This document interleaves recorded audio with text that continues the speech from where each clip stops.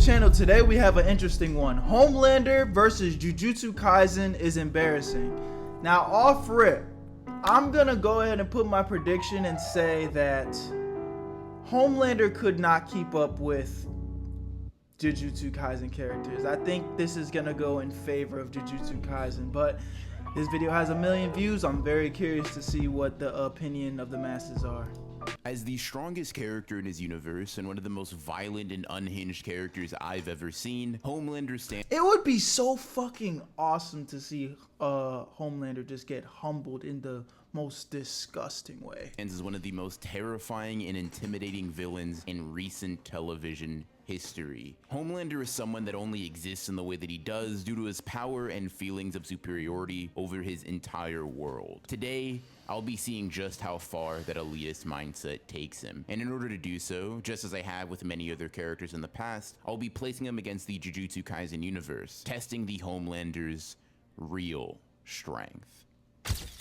As I do with every cross-verse battle like this, I'll start by establishing the base stats of both camps, namely Homelander. Now, Homelander, much like Gojo and Sukuna, gets the benefit of having all scaling that exists within his universe applied to him as the strongest, so things can remain relatively simple. In regards to his strength and durability, Homelander should at least be able to withstand building level attacks, as he is established to be stronger than Soldier Boy, who was calced with his last explosion at the end of Season 3 to be able to generate at least that much power. Scaling to this explosion will be pretty consistent with Homelander's abilities as well, as Queen Maeve was able to survive the effects of it without dying, and it's implied or outright stated numerous times in the story that Homelander could kill her at any point with relative ease. When looking at what Homelander has actually done in the mainline TV show, this is probably as high as his strength and durability scaling go, for the simple fact that Soldier Boy and Queen Maeve at this point are the closest things to rivals that Homelander can find, and in their own ways had the ability to match blows with him or outright deal damage to the character. When looking for statements or outside material, however, we come across a feat from The Boys Diabolical, an animated spin-off of the show that has a few canon. I ain't gonna lie, bro. Homelander is a sinister motherfucker. Like every time I watch the episode of The Boys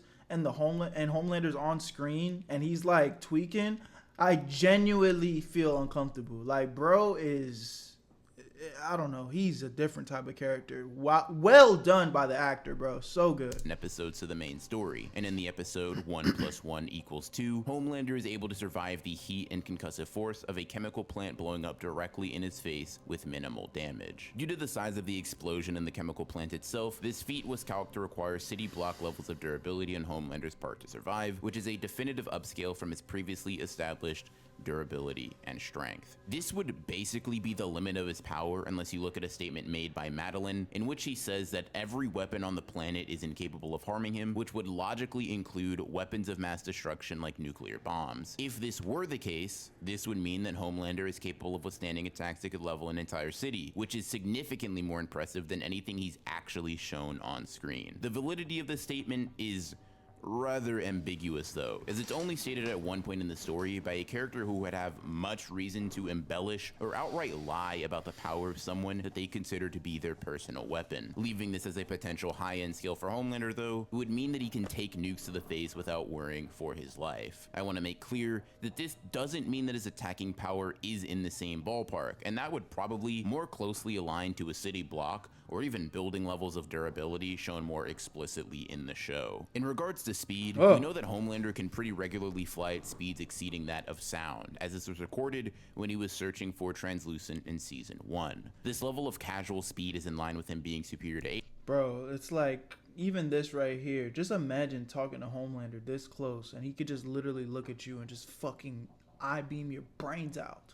This nigga's scary, bro. A-Train, whose top recorded speed is when he races against Shockwave, in which he just barely surpasses Mach 1. Being faster than A-Train isn't all that impressive though, as despite being shown to dodge light-like attacks in the show, the surrounding context of this feat explicitly demands that they be slower than legitimate light. A-Train being capable of dodging Starlight's attacks only serves to downplay the speed of the beams, because we know pretty definitively that A-Train, even when at peak performance, doesn't have feats or statements that would justify him scaling to light, much less the near-death version of the character that performs this feat. That being said, Homelander does seem to be able to greatly surpass his Mach 1.5 speed feat, as he was able to move fast enough to outspeed the explosives Butcher had planted, which places him anywhere from Mach 10 to Mach 18. His travel speed specifically can be pushed above Mach 30 if you take his statement about going to space as anything more than him puffing out his chest in very Homelander-like fashion. It would require speeds 30 times faster than that of sound to reach escape velocity, which is why this statement, if true, would mean that Homelander is capable of at least flying this fast. While not outside the realm of possibility, Mach 30 would certainly be the extent of Homelander's speed based on everything we've seen and been told about him in the Boys universe. The main issue with Homelander's speed, though, is that in most instances it's shown to be his travel ability rather than his capacity to react to or throw attacks. In fact, makes sense. we see pretty regularly that Homelander is not a very good close quarter combatant and relies oftentimes on— That nigga Homelander ain't nothing. Like, he don't even got real combat skills. The nigga is just by default stronger than everyone, but he don't got no real skills like that. Superior He's actually dumb. Durability, strength, or heat vision. While he might be fast enough to escape orbit through flight, and that itself is ambiguous, it doesn't necessitate that he can actually combat characters with that level of speed. To keep things simple and in Homelander's favor, though, we'll just argue that the speed he was able to react to the bombs at, which was anywhere from Mach 10 to Mach 18, would basically be his reaction speed and combat speed in general. This just leaves us to talk about Homelander's basic abilities, but I mean, if you know anything about Superman or just watch The Boys, his powers are pretty self-explanatory. He has your standard superhuman stats that we just went over: super hearing, x-ray vision, a heightened sense of smell, flight, and heat vision. Nothing super complex by any means. And with Homelander being sufficiently scaled, yeah, the Jujutsu Kaisen verse is washing Homelander. we can now look at the Jujutsu Kaisen universe to see how they stack up against the strongest soup in The Boys. Jujutsu Kaisen has a pretty wide range of characters and levels of strength, so I'll make sure to hit the main feats, calcs, and statements in order to give you guys a good understanding of how powerful characters in this series are from top to bottom. On the relatively low end of JJK characters, you have feats that are calced anywhere from small building level to multi-city block. The random curse that appeared in the first episode of the series is capable of generating small building levels of power. Yuji, before even ingesting the first finger of Sukuna, is capable of blocking attacks from that same curse, and Megami survives multiple attacks from it head on. This is really about as low as JJK characters can go, as these feats are pulled off by beginning of series level threats. Moving slightly above that on the output totem pole, you have Mekamaru's ultimate cannon feat, which was able to obliterate a decent chunk of the forested area he was fighting in, and was subsequently calced to be city block level. This same attack, while capable of damaging Panda's core, wasn't enough to tear through his physical body, which is a pretty good indication of Panda's external sturdiness. Panda and Mekamaru, while semi-grade ones in their own right, aren't that strong in the grand scheme of Jujutsu. This level of power for lower level JJK characters is pretty consistent, especially when considering you have characters like Mahito, who are capable of causing earthquakes on a similar destructive level just by unleashing their curse techniques out in the open. The special grade finger bearer that Megami fights against also has a city block level feat that is derived from it completely expelling Megami's domain with a flash of cursed energy. So even for the most conservative Jujutsu Kaisen scaler, it's safe to say that city block level is viable for lower end characters. Moving slightly up the ladder in the verse, we come across feats that range anywhere from small town to small city level. Ishigori's Granite Blast in chapter 176, Arame's maximum output Frostcom in chapter 215, the ice structure Arame also creates in chapter 237, Sukuna's Shibuya Fire Arrow, and Jogo's Maximum Meteor are all feats exemplary of this level of output. While many of these feats come from higher tier characters, in many cases like Sukuna's Arrow, Ishigori's Granite Blast, or Jogo's Maximum Meteor, the attacks that cause such damage are far from that character's most powerful. In Sukuna's case, he's missing multiple of his fingers that allow him to reach his full capabilities. And with Ishigori and Jogo, we know that the creation of their domain and usage of techniques within it should far surpass any of their other abilities. Not only do we know that domains amplify the user's potential, but Kenjaku also makes it clear that domains are the pinnacle of sorcery. Speaking of domains,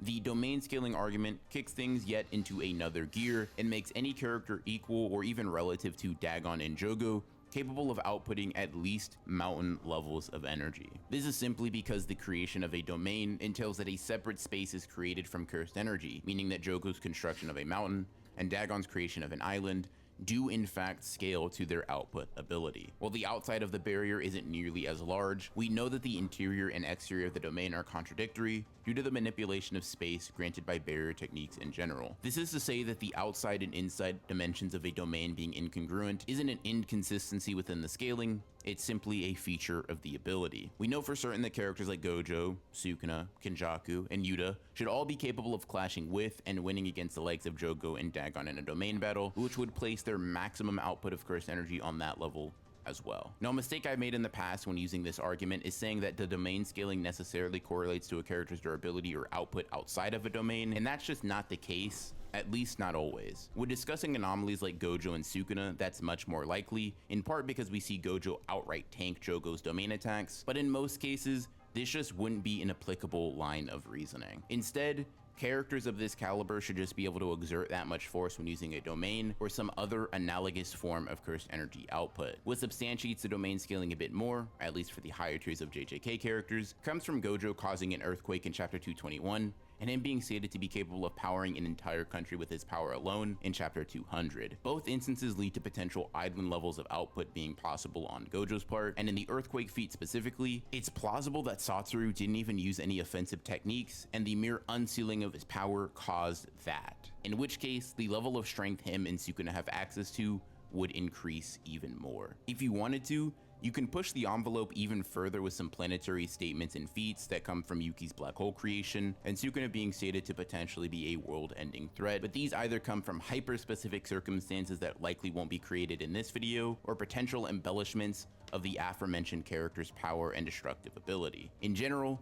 planetary JJK is an extreme highball that's mostly unfounded and yeah, I don't think they're planetary. Contradicted so far. Now, speed-wise, Jujutsu Kaisen can get a bit annoying, but when splitting it up into separate tiers, it does become a bit more manageable. You got low-end feats that would place characters as subsonic due to many being capable of dodging, reacting to, or outright catching gunfire, or some characters perception blitzing others that should have heightened reaction times. While conventional weaponry is stated to be effective against sorcerers by Kenjaku, this is most likely because they can't be sensed with cursed energy, more so than the speed and piercing power being a problem for a sorcerer when they are prepared to fight. And I mainly say this because in almost every instance of a gun being used in the story, characters are capable of avoiding it pretty easily. Beyond this, you can account for Choso's piercing blood being faster than sound, and Shibuya Yuji and Dorame being able to react to it, albeit with some trouble. Pre-awakened Maki was able to catch a bullet fired at her point blank, and that's calculated to be about 7 times the speed of sound. This level of speed kinda gets contradicted by Naoya's Mach 3 statement upon becoming a curse, so if you believe this is where the verse more accurately scales, then Maki and everyone that is relative to her at this point in the story would be vaguely above that level of speed. There are some ambiguous lightning timer feats that come from Akari or anime versions of Toji, but they are pretty contentious in and of themselves and probably exist to be more of a highball than a super consistent scale for the verse. Just like I did with the boys, I'm gonna nip some light speed scaling in the bud for Jujutsu Kaisen right now. Well, yes, Mythic Beast Amber Kashimo is capable of firing off attacks that are electromagnetic in nature, which would make them at least relativistic. The nature of Sukuna avoiding that attack is far too ambiguous to properly determine if it was a purely speed-based feat or him simply aim dodging. The attack charges in front of Sukuna's face in one panel with Sukuna noticing this, and in the next, the attack is fired and Sukuna avoids it. But aim dodging doesn't necessitate relative speed, especially when in that same fight, a sonic-based attack is able to hit him. And if he were relativistic in speed at this point, an attack moving at the speed of sound would move in literal slow motion from his perspective. This is not to say that Sukuna, as a matter of fact, had to aim dodge Kashimo's attack, rather that the feat is too ambiguous to decide whether or not he was able to dodge it purely based on his own reactive speed. What's more consistent for high-end characters and is more concrete is them basically being able to blitz piercing blood and make the speed of sound look really slow, which would require speeds anywhere from 8 to 24 times the speed of sound in Sukuna's case because of how extreme his movements are relative to the attack. As Jujutsu Kaisen speed scaling always is, there's definitely a bit of confusion that can be found when trying to compare different interpretations of feats and statements made by characters within the series, but just as I always do in videos like this, I'll be going over the large range when comparing these two camps. I'll also bring up specific curse techniques and abilities based on individual context, which means we can jump right into the discussion of how Homelander truly does against He's getting fucking washed. Jujutsu Kaisen. I'm curious to see what he says though. I don't know how to say this without sounding like a biased hater, so I won't try.